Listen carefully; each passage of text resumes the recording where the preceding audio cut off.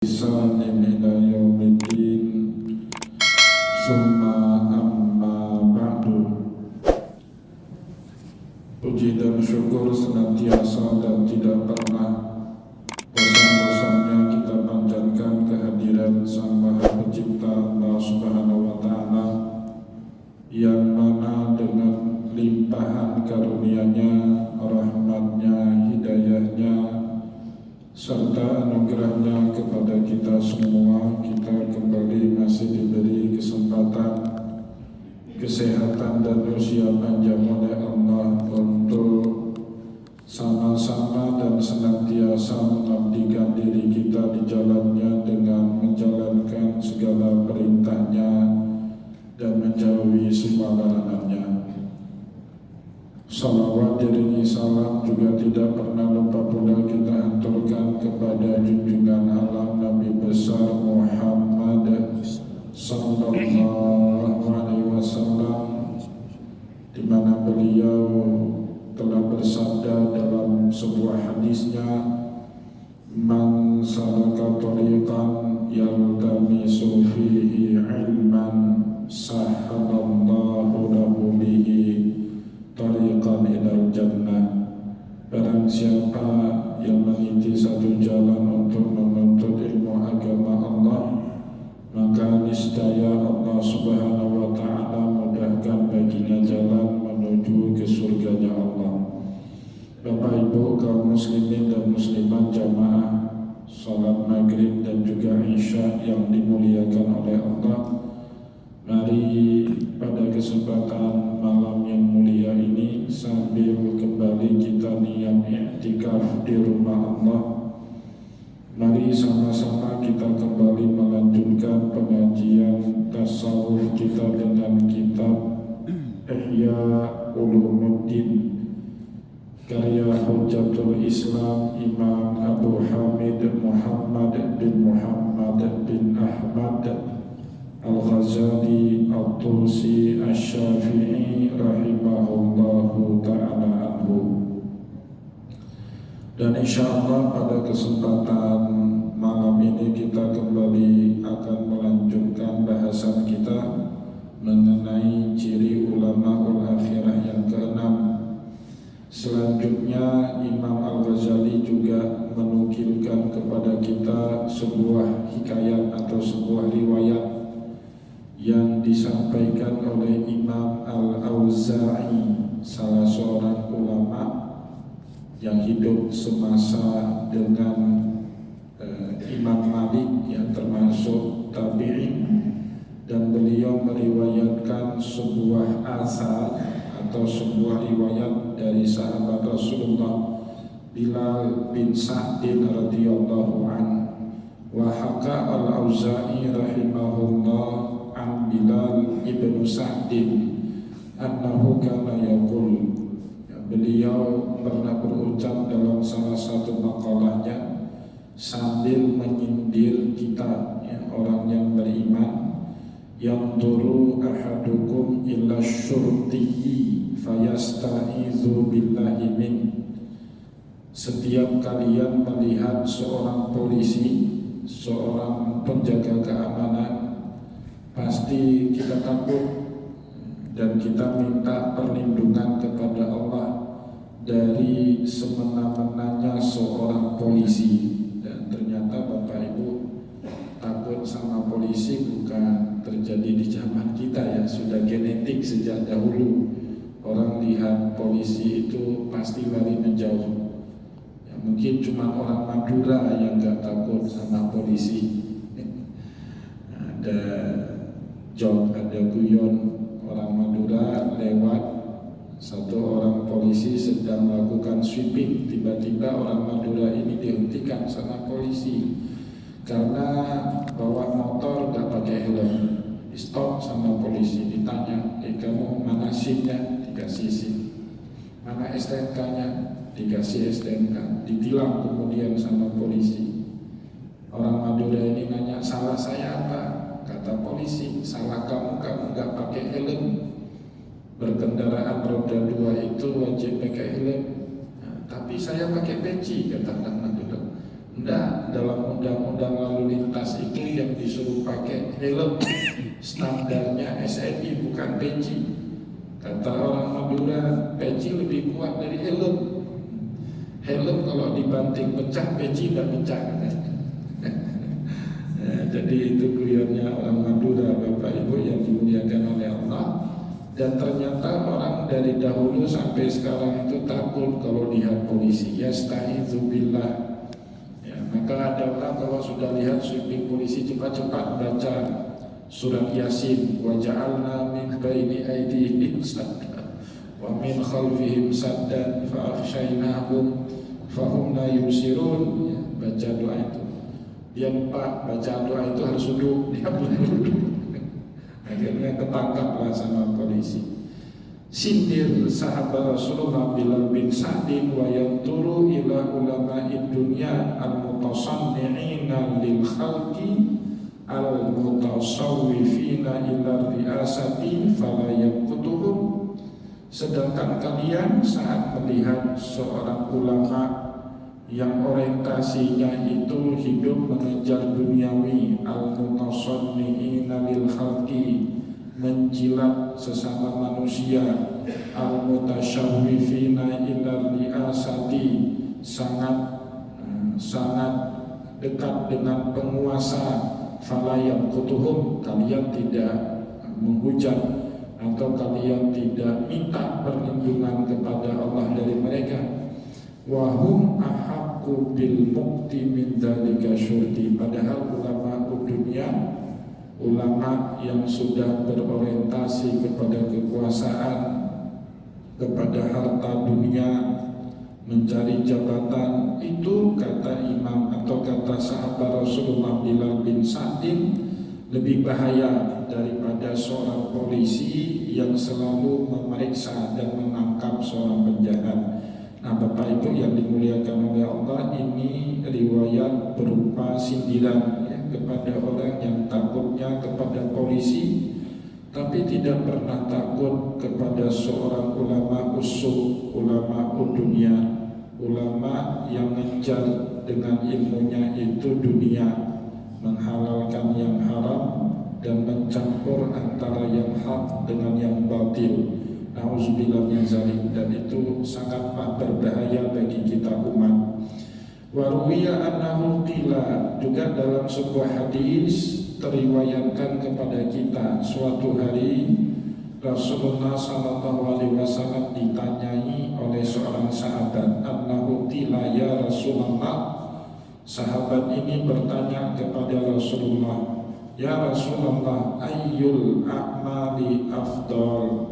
Kira-kira amal apa yang paling afdal? Tentu biasanya pertanyaan seperti ini akan dijawab oleh Rasulullah sesuai dengan konteks orang yang bertanya.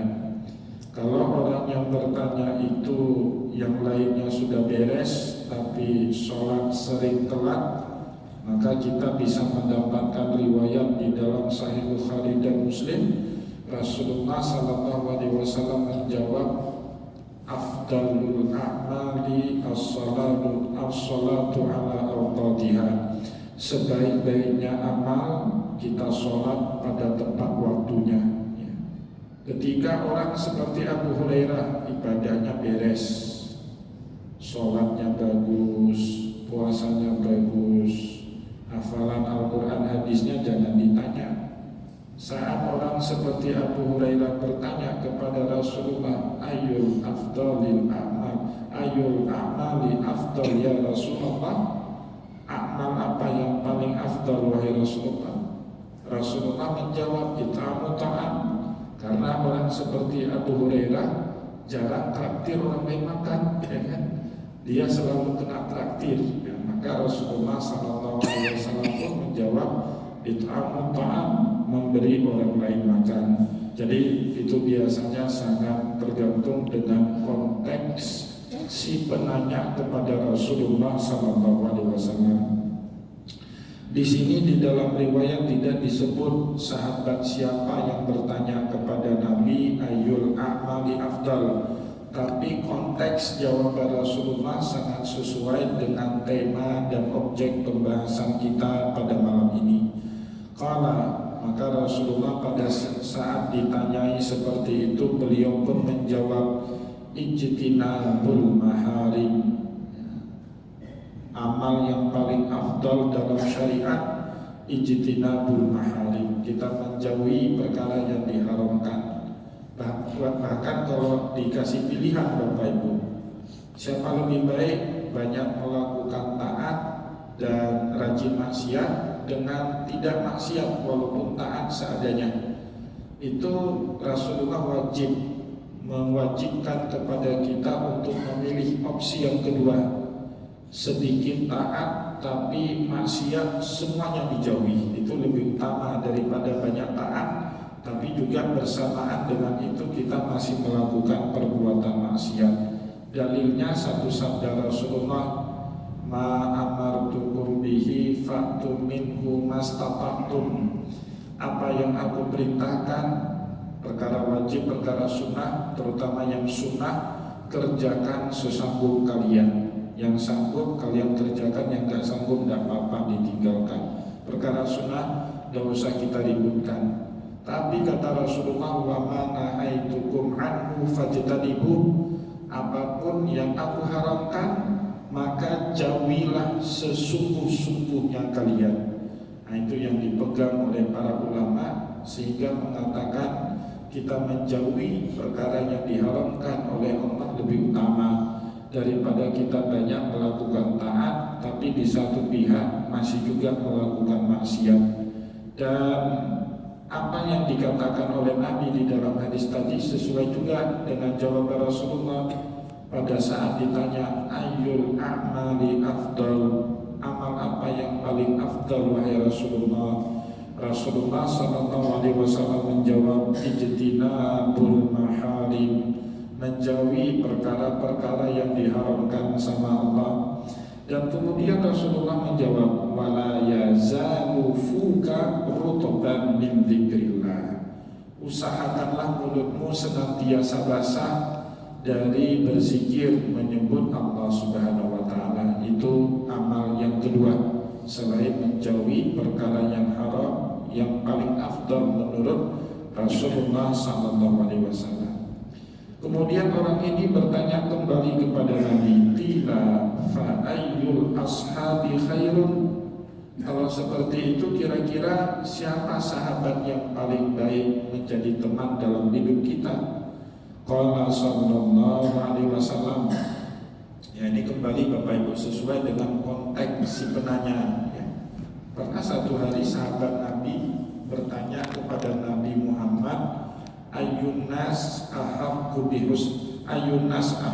bihusni sahabati, siapa kira-kira manusia yang paling baik menjadi sahabatku dalam hidup ini?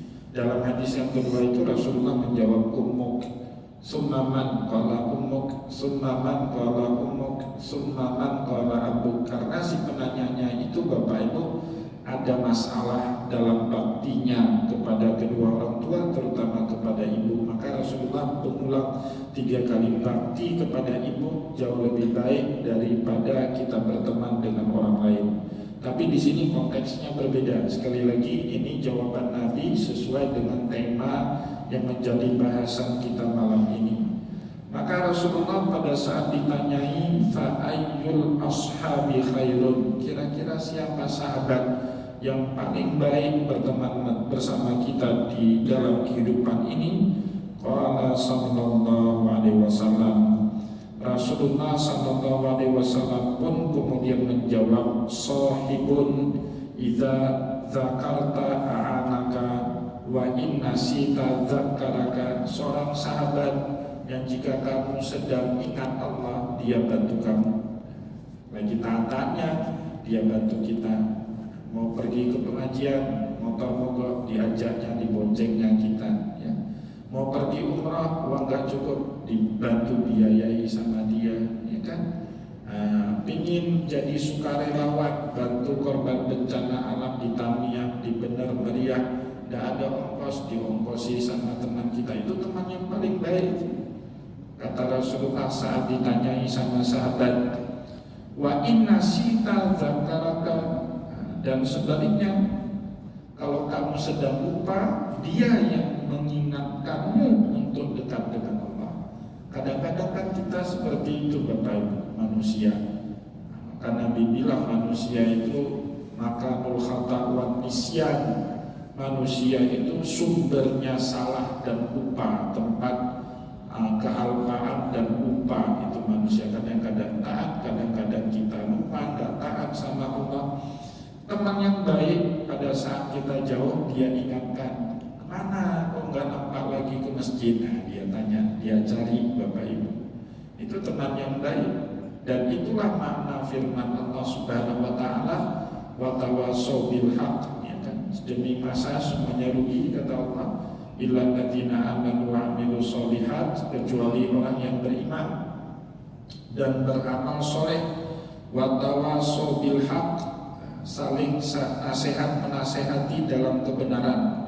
Itu tidak selalu harus ceramah Bapak Ibu.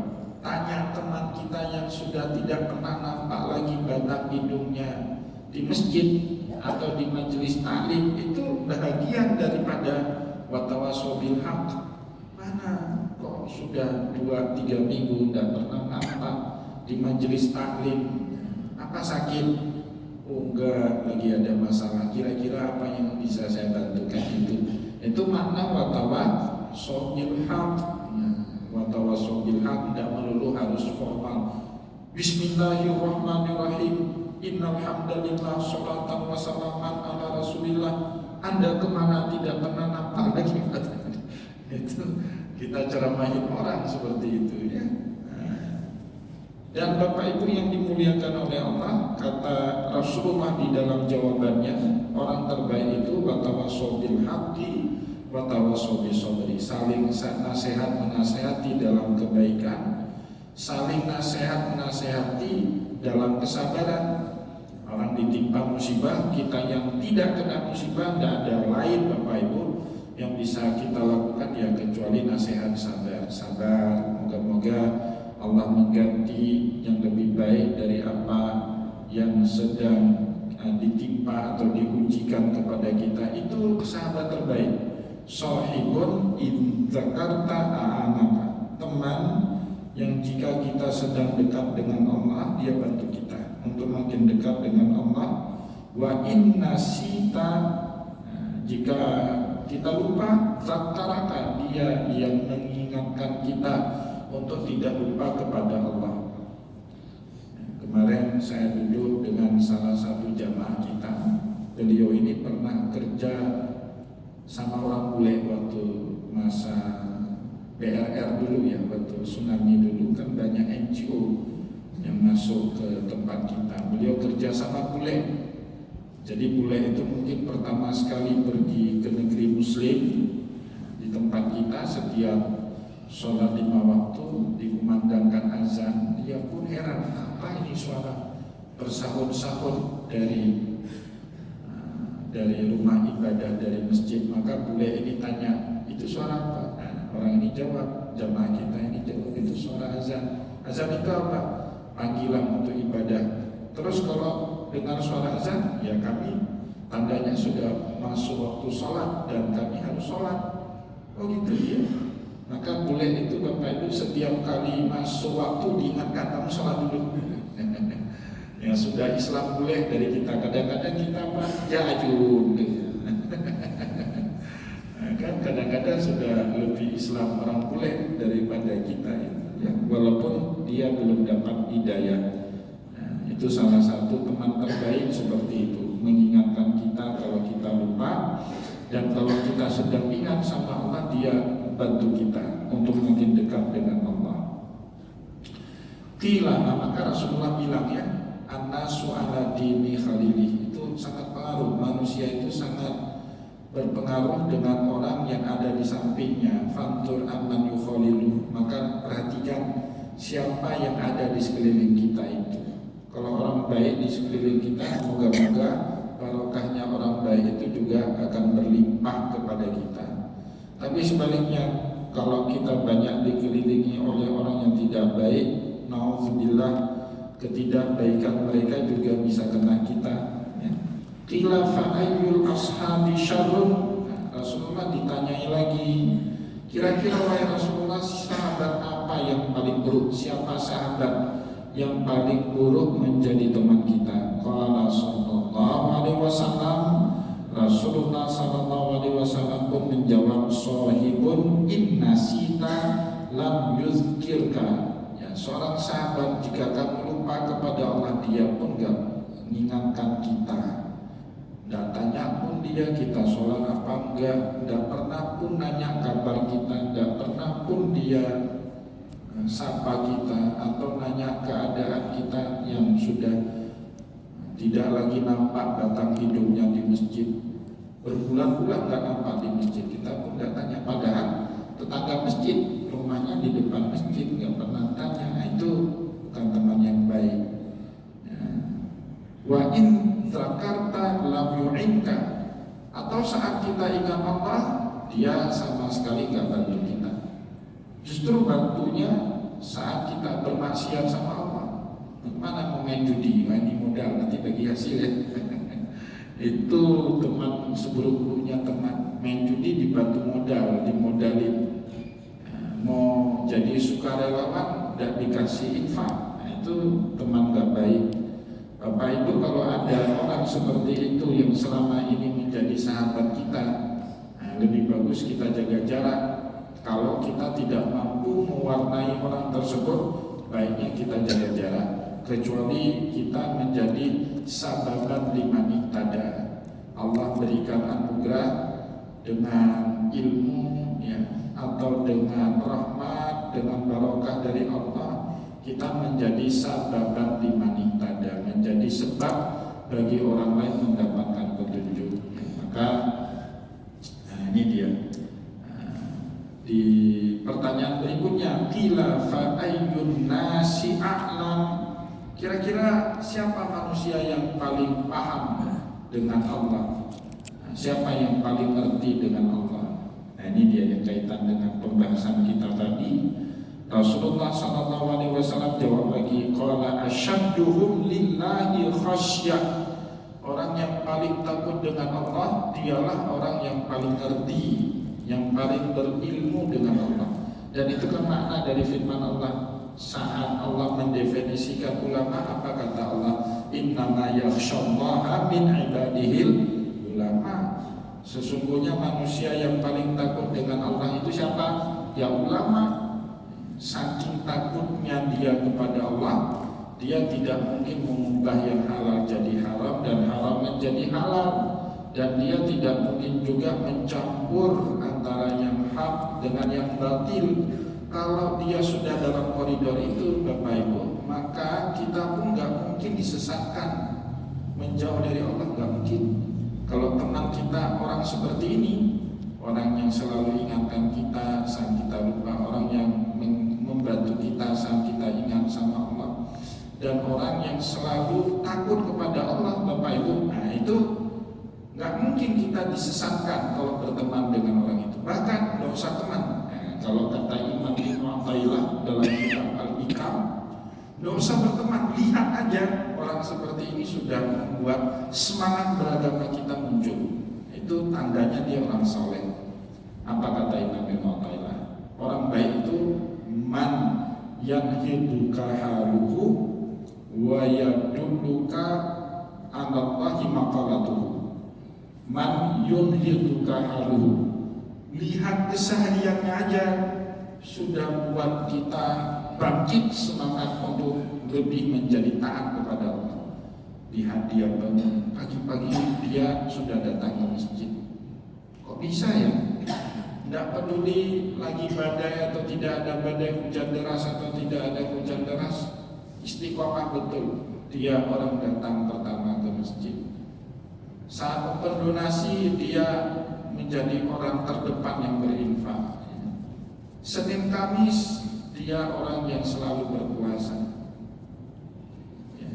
Dari rumahnya selalu terdengar sayup-sayup bacaan Al-Quran. Bapak Ibu, kalau lihat orang seperti ini, mau usah jadi teman, lihat aja, sudah buat kita semangat. Nah, orang seperti ini jangan dijauhi. didekati Bapak Ibu.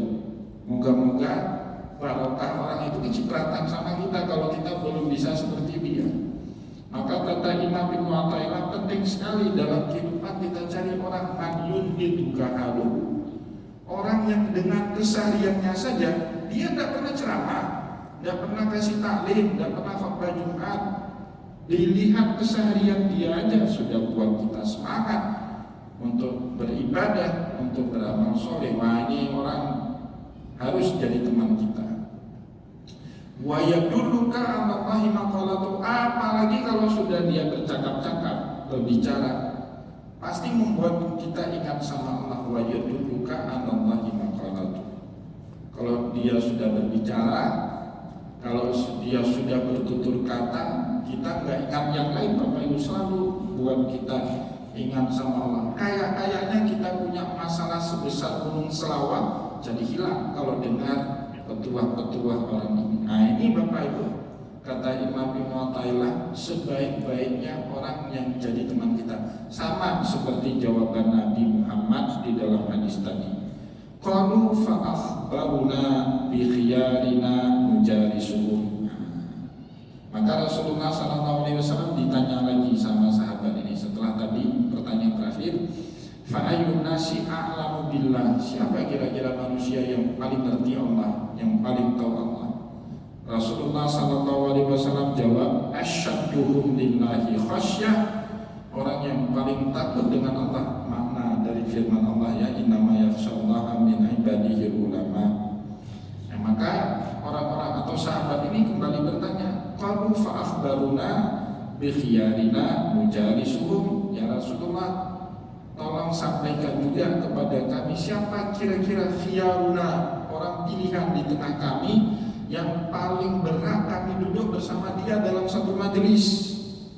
Faqala sallallahu alaihi wasallam, maka Rasulullah sallallahu alaihi wasallam pun kemudian menjawab, alladzina idza ru'u dzukirallahu ta'ala. Nah, ini apa yang dikatakan oleh Imam Ibnu Athaillah tadi. Alladzina idza ru'u, orang yang jika kalian pandang saja sudah buat kalian ingat sama Allah Subhanahu wa ta'ala. Ada orang kan macam-macam, nah, ada orang yang kita lihat teringat petang, lihat dia aduh debt collector, kayak gitu. Ada orang yang kita lihat gila minum 3 bakungnya loh, ngeselin. Ada juga seperti itu, lihat mukanya aja Allah, ada seperti itu. Tapi ada juga Pak, mau nggak mau, suka atau tidak suka, kita pasti pernah dalam satu waktu mengalami perasaan seperti itu. Lihat orang kok buat kita ingat sama Allah, padahal orang itu tidak bertutur sepatah kata pun. Nah, itu kata Nabi Muhammad, orang yang paling berhak kita duduk bersama dia itu siapa? Alladzina idza ru'u dzukirallahu ta'ala, orang yang kita tatapi, kita pandang buat kita ingat Allah Subhanahu wa ta'ala. Sama seperti jawaban Imam Ibnu Athaillah tadi. Qalu fa ayyun nasi syarrun, kalau seperti itu siapa manusia yang paling jelek, hatta la nujalisuhum, sehingga kami sehingga kami menjaga jarak, tidak duduk satu majelis dengan orang itu. Rasulullah sallallahu alaihi wasallam pun diam dan jawab, Allahumma ghufran, ya Allah ampunilah umatku. Nah, itu jawaban Nabi.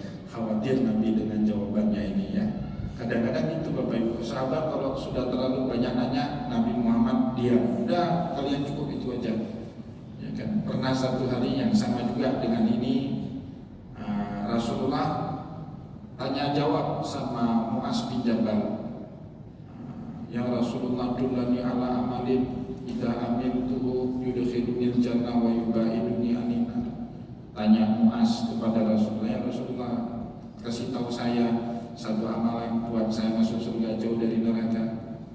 Rasulullah jawab, laqad sa'alta an atimin wa innahu la yasirun 'ala ma yasarullah. Jawabannya panjang. Nah, kemudian Rasulullah di akhir jawabannya bertanya balik kepada Mu'az, ala ukhbiruka bi ra'sil amri wa umudihi wa zirwatu sanami. Mau enggak saya kasih tahu kamu Rasul Amri itu apa? tiang agama itu apa dan puncak agama itu apa? Bala ya Rasulullah. Ya Rasulullah.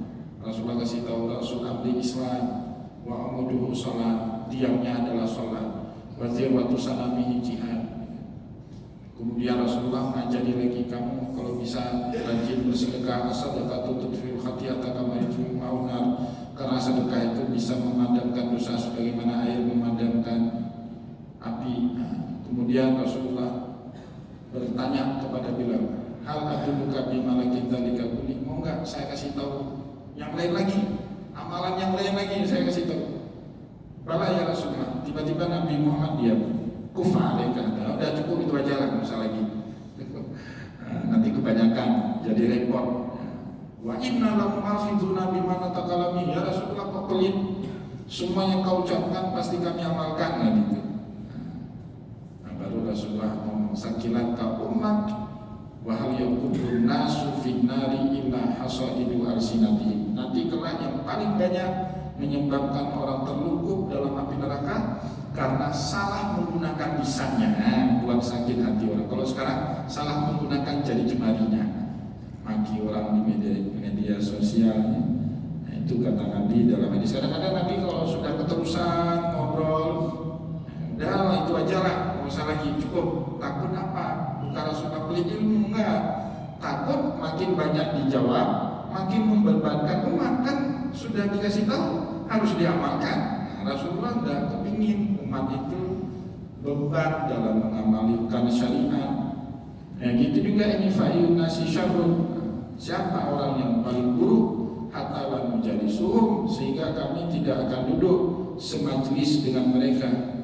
Rasulullah diam. Setelah diam lama, beliau berkata, Allahumma ghufran, ya Allah ampunilah umatku, ya Allah ampunilah umatku. Qalu akhbiruna ya Rasulullah. Sahabat mendesak, sampaikanlah siapa orang itu wahai Rasulullah, sehingga engkau meminta ampun terhadap dosa-dosanya mereka.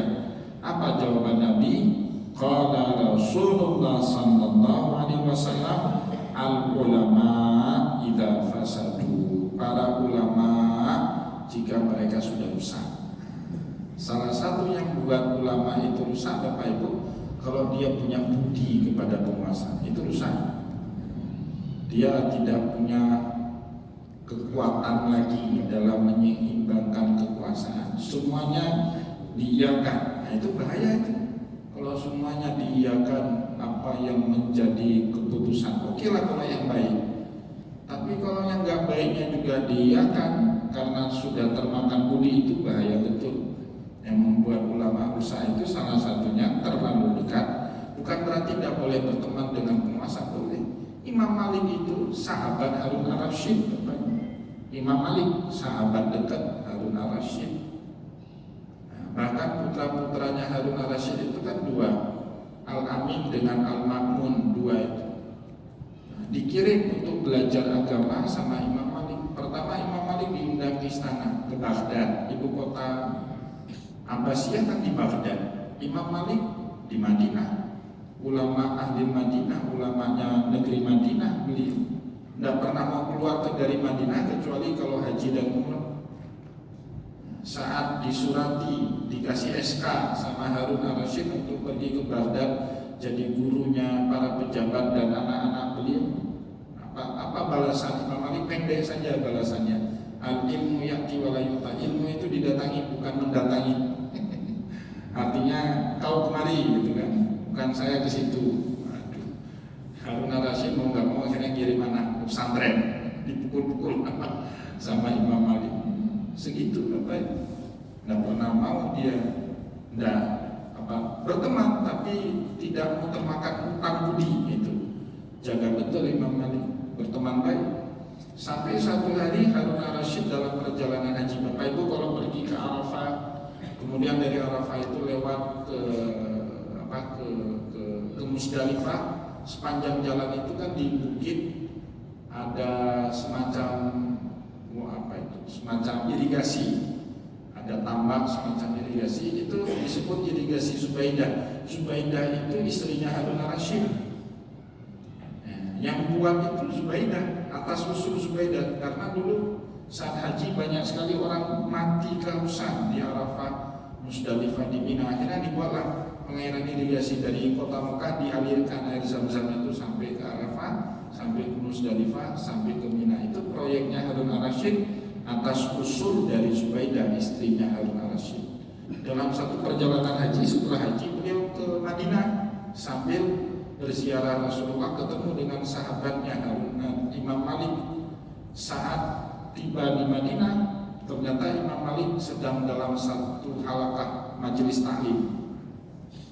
Pergi Imam Harun Ar-Rasyid atau Khalifah Harun Ar-Rasyid masuk ke dalam majelis taklimnya Imam Malik, duduk. Ternyata ngobrol Harun Ar-Rasyid, ngomong sama pejabat, biasalah para pihak.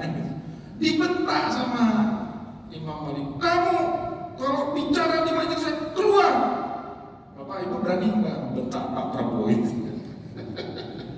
Dibentak, itu riwayat masyhur sekali. Di Masjid Nabawi itu dibentak Harun Ar-Rasyid sama Imam Malik, tidak berani. Terdiam Harun Ar-Rasyid, terdiam di depan rakyat, di depan menteri dibentak sama yang begitu berwibawanya. Kenapa? Walaupun bersahabat, beliau tidak pernah makan budi dari Khalifah Harun Ar-Rasyid. Bahkan saat Harun Ar-Rasyid berniat mengembalikan bentuk Ka'bah seperti semula di zaman Ibrahim. Nah, Ka'bah Ibrahim itu nggak pakai Hijr Ismail. Hijr Ismail itu kan karyanya orang Quraisy, Bapak Ibu. Saat terjadi banjir, Ka'bah dibuat mengecil, bagian yang nggak terbangun lagi itu dibangun Hijr Ismail. Harun Ar-Rasyid tahu ada riwayat itu. Dari riwayat itu bahkan ada dalam kitab Muwatta'nya Imam Malik. Sehingga Ka'bah mau direnovasi balik seperti sedia kala di zaman Ibrahim, tanpa pakai Hijr Ismail. Rencana itu diketahui sama Imam Malik, ya, karena sebelumnya Ka'bah sudah direnovasi sama Muawiyah. Nah, direnovasi seperti sedia kala, dikecilkan lagi oleh Abdullah bin Zubair. Main ganti-ganti penguasa, ganti-ganti Ka'bah. Jadi Ka'bah itu sudah berulang bentuk, Bapak Ibu, beberapa kali, sehingga bentuknya dikembalikan seperti di zamannya Quraisy oleh Abdullah bin Zubair bin Awam. Menurut para khilafah atau para raja dinasti Bani Abbasiyah, itu Ka'bahnya dinasti Umayyah, itu bukan Ka'bahnya Rasulullah. Mereka mau kembalikan kembali. Maka saat tahu rencana khalifah itu, Imam Malik pergi ke Baghdad. Nah, itu pertama dia pergi ke istana. Dia nasihati raja, bukan buat demo, pergi jumpa khalifah, duduk diskusi. Apa kata Imam Malik? La taf'aluhu ya Amiral Mu'minin. Jangan kau renovasi kembali Ka'bah itu, udah biarkan seperti itu, pakai Hijr Ismail seperti di zaman kita sekarang. Kalau nggak ada Imam Malik, mungkin Ka'bah udah berubah Pak sekarang. La taf'aluhu ya Amiral Mu'minin fa inni akhafu an takuna mal'abatan bainal muluk. Aku khawatir ini Ka'bah jadi permainannya para penguasa. Ganti pemimpin, ganti Ka'bah, fatarsulah haibatahu min qulubin nas. Hilanglah kewibawaan Ka'bah itu dari hati umat manusia. Didengar Bapak sama khalifah, sama Harun Ar-Rasyid, sehingga dia mengurungkan niat. Nah, di zaman kita ulama berpawar enggak didengar. Nah, bancing engke itu. Bukan tak bancing menyangan dulu. Lebih ulun kabarnya. Mana mau didengar orang Bapak Ibu seperti itu, ya. Bapak Ibu kaum muslimin dan muslimat jamaah pengajian yang dimuliakan oleh Allah, kita cukupkan bacaan kita pada kesempatan malam ini. Semoga apa yang telah kita sampaikan tadi bermanfaat kepada kita semua. Insya Allah akan kita